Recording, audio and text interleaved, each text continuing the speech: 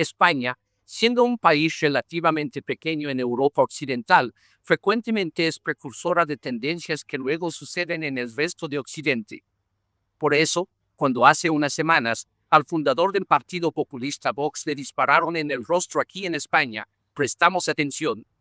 El tiroteo ocurrió justo cuando la izquierda en España intenta tomar control del país de forma extralegal, indultando terroristas y ofreciendo amnistía a terroristas contra la Constitución para asegurar un control total. Algo muy similar ocurrió en el siglo pasado, en los años 30, y decenas de miles de personas, en su mayoría cristianos, fueron masacrados en las secuelas, fusilados en la cabeza, enterrados vivos. Fue el comienzo de la Guerra Civil Española. Por eso pensamos que valdría la pena venir a España para ver lo que está sucediendo aquí. Asistimos a una protesta y pasamos mucho tiempo con el líder del partido Vox, Santiago Abascal. Pronto escucharán de él. Nuestra evaluación fue bastante sencilla. Es honesto, tiene principios y sobre todo, no tiene miedo. Aquí está. Santiago, gracias por recibirnos en Madrid. España está claramente inflamada políticamente en estos momentos. Muchas partes del mundo no están prestando atención. ¿Qué cree que está en juego para Occidente en lo que está sucediendo aquí ahora? Yo creo que sería bueno que en el resto del mundo comprendan que España durante mucho tiempo ha sido el campo de pruebas del wokismo más extremo, de agendas climáticas extremas, de leyes de género tremendamente radicales desde el año 2004. Además, España es la puerta de la islamización de Europa por su posición geográfica y por ser una de las principales víctimas de la inmigración masiva. Y yo creo que no hay que olvidar la importancia de la conexión de España con toda Iberoamérica, con Hispanoamérica, porque la influencia de España ha sido muy grande, hoy no es tan grande, pero España puede ser el freno del narcocomunismo o ser la punta de lanza del narcocomunismo. Hay que tener en cuenta que España es el único país de Europa en el que hay ministros comunistas en el gobierno, y yo creo que eso es algo que debería ser entendido, debería ser visto con preocupación. Explique, si puede, a aquellos que no siguen la política española, cómo cree que el actual gobierno de izquierda en el poder está intentando poner fin a la democracia en España. ¿Cómo cree que está sucediendo eso? Bueno, el gobierno ha sido, bueno, el gobierno no ha sido todavía elegido, pero hemos votado en una legislatura normal para que un gobierno haga unas u otras políticas públicas. Sin embargo, este gobierno ha iniciado un proceso constituyente, ha puesto encima de la mesa una ley de amnistía para los peores delitos cometidos por representantes públicos, delitos contra la Constitución, delitos contra la unidad nacional y, en definitiva, Pedro Sánchez es un político que está amnistiando a otros políticos a cambio de sus votos para mantenerse en el poder. Es un político que está perdonando la deuda a una región determinada para obtener el voto de los representantes de esa región y para mantenerse en el poder. Es el mayor acto de corrupción que puede cometer un político, pero además está iniciando un proceso constituyente. La ley de amnistía no cabe en nuestra Constitución. Ha puesto en pie de guerra absolutamente a todos los sectores judiciales, a todas las asociaciones judiciales, independientemente de su orientación ideológica, que han hablado en los términos más contundentes. Hoy en España los jueces, tanto el gobierno de los jueces como las asociaciones judiciales, están hablando del principio del fin de la democracia, están hablando de la abolición del Estado de Derecho y están hablando de un ataque brutal a la separación de poderes. Nunca había pasado eso durante toda nuestra democracia y por eso nosotros decimos que la investidura de Pedro Sánchez es un golpe a la Constitución y es un golpe a la nación, y que por lo tanto vamos a enfrentar, si él logra ser nombrado presidente, una legislatura ilegal, no solo ilegítima, porque Pedro Sánchez ya fue elegido hace 4 años mintiendo a los españoles sobre sus pactos. En esta ocasión es mucho más grave, no solo les ha mentido, sino que directamente el gobierno camina por la senda de la ilegalidad más absoluta. Entonces, su argumento es que los aliados de la izquierda no tienen que seguir la ley. El Estado de Derecho no se aplica a sus aliados políticos de la izquierda. Exactamente de eso le hemos acusado. Le hemos dicho que el mensaje que lanza a todos los españoles es que la ley ya no obliga a nadie, porque si la ley no obliga a sus socios y a sus cómplices de investidura, ¿por qué nos tiene que obligar a los demás? ¿Por qué nos dicen que tenemos que convocar manifestaciones con todos los papeles? ¿Por qué hay que cumplir con los trámites administrativos? ¿Por qué los españoles tienen que pagar impuestos? ¿Por qué los españoles tienen que pagar las multas? ¿Por qué los españoles tienen que aceptar las condenas de los tribunales si los cómplices de la investidura de Sánchez van a ser indultados y los delitos gravísimos cometidos por políticos durante un periodo de 5 años van a ser completamente indultados? Van a decir que no hubo delito, que no hicieron nada mal. Yo creo que no puede ocurrir nada más grave. Es un mensaje peligrosísimo a la sociedad y pone en riesgo la convivencia entre los españoles, porque ¿por qué vamos a aceptar la legitimidad de las instituciones gobernadas por la izquierda si la izquierda no respeta las leyes? La izquierda hace leyes de género extremistas, han hecho una ley de consentimiento sexual que se llama la ley del sí es sí, pero que solo les afecta a ellos. Recientemente ha sido detenido el hijo de un magistrado muy conocido de izquierdas, inmediatamente se le ha puesto en la calle. Hay personas que pasan en el calabozo durante días ante denuncias de esta naturaleza. Lo mismo con los delitos políticos. Ahora están deteniendo a un montón de chavales por estar en manifestaciones que no tienen permisos y les están imponiendo sanciones administrativas. Y sin embargo se están perdonando delitos gravísimos, delitos más graves que los que cometen los políticos que roban el dinero público. Porque robar el dinero público y llevárselo a casa está muy mal, pero robar el dinero público y utilizarlo para romper la Constitución y la convivencia es mucho más grave. Y eso es lo que ocurrió en Cataluña con los líderes separatistas que intentaron un golpe de Estado en el año 2017. El problema es que el golpe de Estado del año 2017, cometido por el separatismo y paralizado por la sociedad española, por la actuación del rey y de los tribunales, ahora ese golpe se ha trasladado al Palacio de la Moncloa y cuenta con el apoyo de Pedro Sánchez, que está dispuesto a cualquier cosa para mantener en el poder. No tiene ningún escrúpulo, no tiene ningún principio, no cree absolutamente en nadie, ni en nada. Es capaz de vender incluso a su madre. Así que un lado debe seguir al pie de la letra la ley o termina en la cárcel. El otro lado puede hacer lo que quiera. Entonces, ya no hay más Estado de Derecho en España como lo describes. ¿Qué se puede hacer al respecto? Pues realmente enfrentamos una situación muy complicada porque no sabemos lo que puede durar. Nosotros lo estamos intentando todo. Estamos apoyando todas las movilizaciones sociales que están siendo sostenidas y permanentes durante mucho tiempo y absolutamente multitudinarias durante este fin de semana. Vamos a hacer oposición parlamentaria. Hemos acudido a los tribunales. Hoy mismo, después de esta entrevista, yo acudo al Tribunal Supremo a presentar una querella contra el presidente del Gobierno por negociar con aquello que no le pertenece, que es la vigencia de la Constitución y la deuda que tienen las regiones. Vamos a intentarlo todo, pero sabemos que enfrentamos una legislatura peligrosa y que solo tiene una elección posible al final, que es que el tirano se sienta en el banquillo de los acusados o que los opositores acabamos en la cárcel. Esa es la realidad y eso es lo que nosotros estamos intentando explicar a nuestro pueblo. Estamos intentando que los españoles cobren conciencia de qué es lo que estamos enfrentando y creemos que una inmensa mayoría de los españoles ya saben cuál es el peligro que representa Pedro Sánchez, pero deben saber que vamos a tener que vivir durante esta legislatura en la que tenemos que utilizar todas las armas legítimas para impedir la consolidación de este gobierno. Cuando dices que la oposición terminará en la cárcel, tú eres el líder de la oposición. ¿Estás preparado para ir a la cárcel por esto? Yo estoy dispuesto absolutamente a todo. Absolutamente a todo.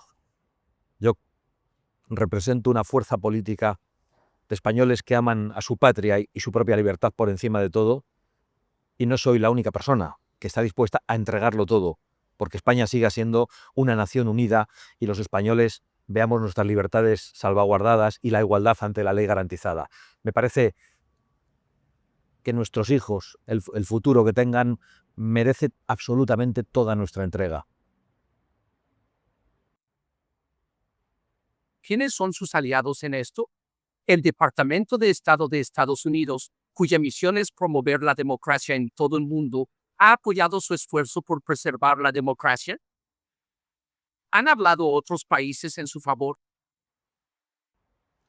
Bueno, durante estos días es verdad que la interlocución internacional no ha sido nuestra prioridad, por eso esta entrevista es tan importante para nosotros. Hemos estado muy centrados en la respuesta interna, pero confiamos en que esta conversación sirva para que muchas personas a lo largo y ancho del mundo entiendan cuál es el peligro que enfrenta España y que es un peligro que no solo afecta a los españoles, porque el cáncer que comienza a introducirse en la política española puede acabar afectando al resto de naciones europeas. Cuando las instituciones se degradan, eso se puede contagiar. Lo hemos visto en Hispanoamérica, cómo han ido cayendo una tras otra todas las naciones en manos de gobiernos narcocomunistas. Eso puede ocurrir perfectamente en Europa. En España padecemos el único gobierno con ministros comunistas. Esto es una anomalía, pero no es descartable que si la Unión Europea no reacciona, no haga nada, no le da importancia, esto puede acabar ocurriendo en otros lugares. De hecho, es muy escandaloso que los burócratas de la Unión Europea no hayan actuado con contundencia, teniendo en cuenta que han perseguido brutalmente a Hungría y a Polonia, diciendo que en Hungría y Polonia el Estado de Derecho estaba en riesgo o había poca división de poderes, cuando era una falacia completa. En Hungría y Polonia lo único que pasaba es que había dos gobiernos que defendían sus fronteras frente a la inmigración masiva y que defendían el derecho de los padres a educar a sus hijos conforme a las convicciones de los propios padres. Y eso ha sido lo que los burócratas de la Unión Europea han perseguido. Entonces, realmente vemos con preocupación y sospecha hasta qué punto la ideologización de la Unión Europea hace que ahora miren para otro lado ante una situación tan grave como la de España. Pero esperamos tener aliados como los hemos tenido durante todo este tiempo. Vox ha contado con importantes alianzas en Europa, no solo los primeros ministros húngaro y polaco, sino también la primera ministra italiana, Giorgia Meloni. Hemos recibido el respaldo de muchos líderes iberoamericanos, incluso del presidente Trump. Es decir, Vox es un partido con grandes conexiones internacionales porque somos conscientes de que, aunque nosotros defendemos nuestra propia patria, la estamos defendiendo de la misma manera que otros muchos ciudadanos a lo largo y ancho del mundo se enfrentan al globalismo y a la sensación de perder el control sobre su futuro de manera completa. Lo que las clases medias están viviendo en todo Occidente no solo ocurre en España, ocurre en Norteamérica, ocurre en toda Europa. Yo creo que enfrentamos enemigos comunes y debemos ser capaces de hacer lo que hacen ellos, de mirar por encima de diferencias. Comunistas, socialistas, miran por encima de diferencias y se unen en el Grupo de Puebla, en el Foro de Sao Paulo. Y al otro lado hay pequeñas rencillas, pequeños enfrentamientos. Yo creo que todos los que vemos con claridad el problema de lo que representa, por un lado, el narcocomunismo, por otro lado, el wokismo o el globalismo y las imposiciones a todas las clases medias, debemos encontrar la fórmula de colaborar y de trabajar juntos en todo el mundo. Uno de los aspectos que España tiene en común con otros países occidentales que se están volviendo menos democráticos es la implicación de George Soros, quien es un actor principal en la política española. ¿Por qué George Soros, que no es español ni tiene conexiones conocidas con España, está tan involucrado en la política española? Bueno, George Soros es húngaro y no solo es poco querido en Hungría, sino que es muy poco querido en muchas naciones del mundo porque trata de influir. George Soros fue la primera persona que se reunió con el presidente del gobierno español, Pedro Sánchez, cuando este fue elegido. Cuando a Pedro Sánchez yo le he interpelado. Lamento decirlo, pero George Soros fue la primera persona en reunirse con el recién elegido presidente español de izquierda, George Soros. Exacto. Esas son las noticias que se publicaron en España y que el gobierno nunca ha desmentido. Cuando yo he interpelado al presidente del gobierno, Pedro Sánchez, sobre esa reunión, nunca ha contestado en el Parlamento. Nunca ha contestado. Claramente admiran a personajes de esa naturaleza. Es curiosa esa alianza entre la izquierda y la extrema izquierda y los multimillonarios globalistas. Es realmente una alianza curiosa de esa izquierda que antes se manifestaba como antiglobalización y que hoy se ha aliado con todos esos multimillonarios que quieren manejar el mundo y que nos tienen que decir cómo tenemos que vivir mientras ellos viven a cuerpo de rey. Una de las políticas que Soros ha impulsado aquí, al igual que en el resto de Europa y Occidente, es la inmigración masiva del tercer mundo hacia su país. ¿Cuenta eso con el respaldo del pueblo español? ¿Quiere un ciudadano español promedio que millones de norteafricanos vivan aquí? No, en absoluto. La inmensa mayoría de los españoles, voten lo que voten, están en contra de la inmigración masiva. quieren que se produzcan repatriaciones inmediatas cuando la inmigración ilegal llega a nuestras costas, quieren que se produzcan deportaciones de aquellos que han entrado ilegalmente en nuestro país y, por supuesto, de los que cometen delitos. Quiere que se retire la nacionalidad a las personas que la han obtenido y que cometen delitos en España. Esa es la posición mayoritaria del pueblo español. Nosotros lo conocemos bien y esa posición no solo la defienden los votantes de Vox, incluso los votantes socialistas, pero hay un discurso público, un discurso de los medios de comunicación, de las tribunas políticas y un discurso de la calle, un discurso de los bares. Están totalmente enfrentados. Es algo verdaderamente sorprendente porque además se atreven a estigmatizar a su propio pueblo. Llaman xenófobo a todo el que pide que la inmigración sea legal y ordenada. ¿Y a ellos cómo hay que llamarles? Endófobos. Ellos odian a su propio pueblo. ¿Por qué nos quieren condenar a las consecuencias de la inmigración ilegal? A la falta de seguridad, a la degradación de los servicios públicos y sanitarios. ¿Por qué quieren condenar a esas personas a jugarse la vida en el mar?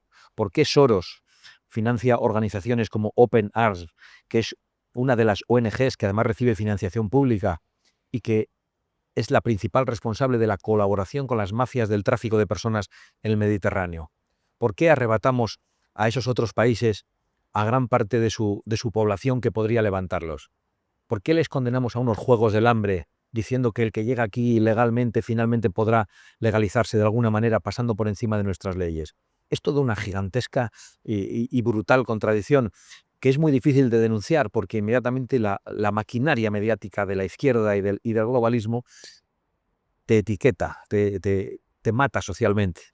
Te insulta y dice que eres una persona sin alma, que quieres que los inmigrantes mueran en el mar, que no eres solidario, cuando son ellos los que les están llamando y son ellos los políticos progres, los culpables de las muertes en el Mediterráneo.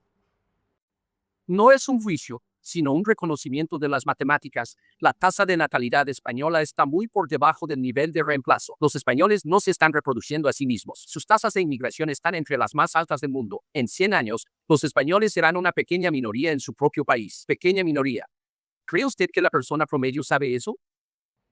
Yo creo que sí, que el ciudadano medio lo ve con preocupación. España tiene que mirar a Francia, a Suecia, a Alemania, donde la islamización y el cambio social se ha producido de una manera brutal.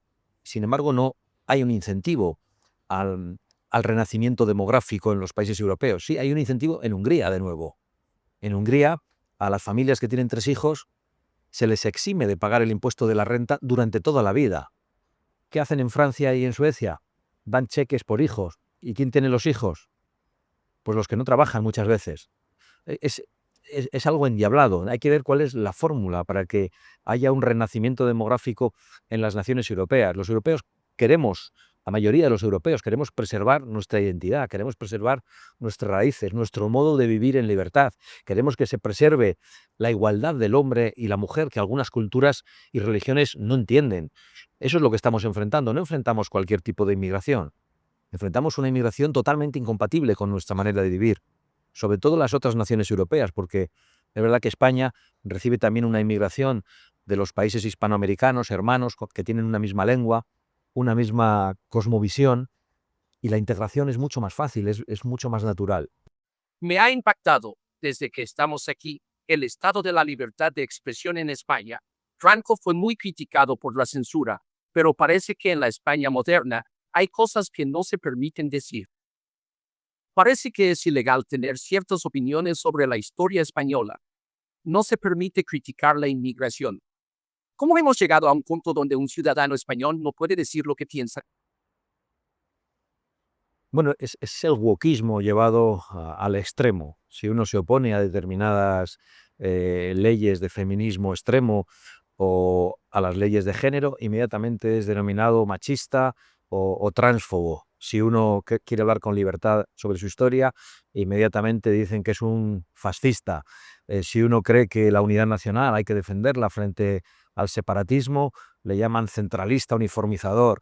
Buscan la muerte civil, tratan de aprobar leyes con las cuales se te pueda condenar por tus ideas, por tus convicciones. Convierten en odio el pensamiento de la derecha, para que solo la izquierda tenga legitimidad. Eso es lo que está pasando. Lo llevan a tal extremo que incluso en el diario de sesiones del Parlamento se eliminan algunas expresiones que utilizamos. Yo el otro día acusé al presidente del gobierno de ser el presidente más corrupto de la historia de España, precisamente porque iba a obtener la investidura amnistiando a otros políticos a cambio de votos para estar en el poder. Fue eliminado del diario de sesiones, cuando hemos llamado filoterroristas a los que en realidad deberíamos llamar terroristas, porque son los herederos de la banda terrorista ETA y que tienen presencia parlamentaria en el Parlamento español, ha sido eliminado del diario de sesiones. Aquí hay dos varas de medir. La izquierda puede decirlo todo, los progresistas pueden decirlo todo y los demás tenemos que callar. Han impuesto una ley de memoria que trata de obligarnos a interpretar el pasado solo del modo en el que la izquierda piensa. Y eso es algo que no aceptan los españoles. Sin embargo, han logrado ir aprobando todas esas leyes con el apoyo de fuerzas extremistas de carácter comunista o de carácter separatista, que no creen en España, que no les importa lo que ocurra, no les importa el hundimiento económico y nacional de España. Por eso apoyan gobiernos como el de Pedro Sánchez. Es interesante. Quiero decir, España, sin querer remover el pasado, fue escenario de la mayor masacre masiva de cristianos en Europa hace menos de un siglo. Miles de clérigos, sacerdotes, monjas y obispos fueron asesinados por la izquierda en España. Y esas ideas aún persisten en España. Por eso me llama la atención que los líderes de la Iglesia no estén denunciando esas ideas, ya que hace menos de 100 años hubo una matanza masiva de clérigos cristianos en este país. ¿Por qué la Iglesia no se pronuncia contra estas ideas? Yo creo que las jerarquías siempre han estado muy vinculadas al poder, pero es cierto que España vivió durante la Guerra Civil y en las fases anteriores de la República, que ha sido idealizada por la izquierda, una brutal persecución religiosa que no tiene parangón. Es una de las mayores persecuciones que ha sufrido la Iglesia y que han sufrido los cristianos a lo largo y ancho del mundo. Y hoy, precisamente, se nos quiere impedir hablar de esas cosas. Se pretende que los españoles creamos que la izquierda y el comunismo defendían la democracia. No, la izquierda y el comunismo defendían a Stalin. La izquierda y el comunismo perseguían la libertad religiosa. La izquierda y el comunismo y el socialismo persiguen la libertad en todos los órdenes. Solo han traído ruina, muerte, no han traído nada más a lo largo y ancho del mundo. No hay ningún sitio en el que el socialismo o el comunismo hayan traído nada bueno en ninguna parte del planeta. Y eso es lo que no quieren que digamos. Es verdad que ellos han perdido, con la caída del muro de Berlín, esa bandera de la lucha de clases. Hoy los obreros votan en América, en Europa y en Vox y en España a fuerzas políticas como Vox. Entonces la izquierda ha necesitado buscar otros medios de confrontación social y de división. Es el marxismo cultural. Traen otro tipo de elementos, da igual que sea el género, el clima. Uno no acepta lo que ellos dicen, inmediatamente odia a las mujeres. Uno no acepta las leyes climáticas, como las leyes climáticas que se han aprobado en España en el Parlamento, que prohíben la exploración y extracción de nuestros recursos naturales. Esas leyes se han aprobado hace 2 años en el Parlamento español. Si uno se opone a esas leyes, es un enemigo de la humanidad. Son los nuevos resortes de la izquierda para dividir a la sociedad y para obtener el poder.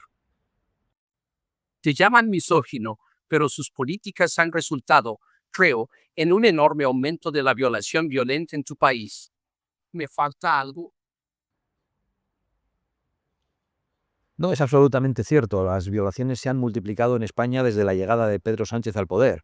¿Por qué? Porque han aprobado una ley, una chapuza de ley que pretendía proteger a las mujeres y lo que ha hecho es poner en la calle a una cantidad tremenda de violadores, a 120 violadores peligrosos, y ha reducido las condenas a 1.200.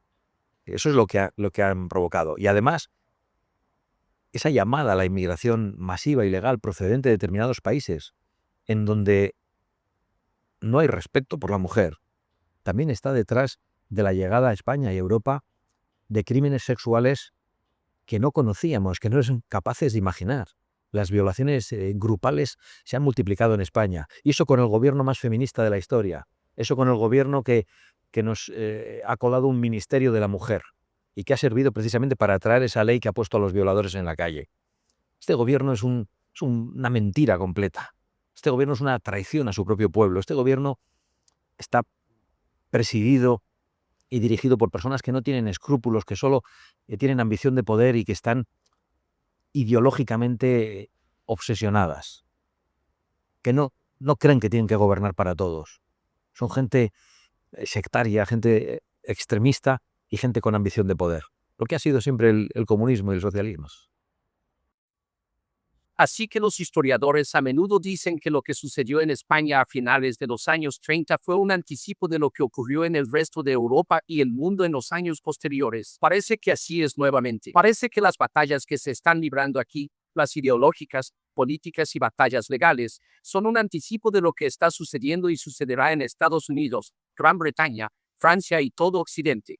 ¿Qué dirían a esos países que están observando a España? ¿Qué lecciones están aprendiendo que creen? Que la gente que realmente le importa la democracia en Estados Unidos, el Reino Unido, Nueva Zelanda, Australia o Canadá, que deberían estar aprendiendo de lo que les está pasando. Bueno, yo creo que es verdad que España tiene esa influencia para lo bueno y para lo malo. Además, Pedro Sánchez, si logra la investidura, no solo sería el presidente del gobierno español, sino que es hoy el presidente de turno de la Unión Europea. Es decir, la influencia de lo que se está haciendo en España puede traspasar fronteras.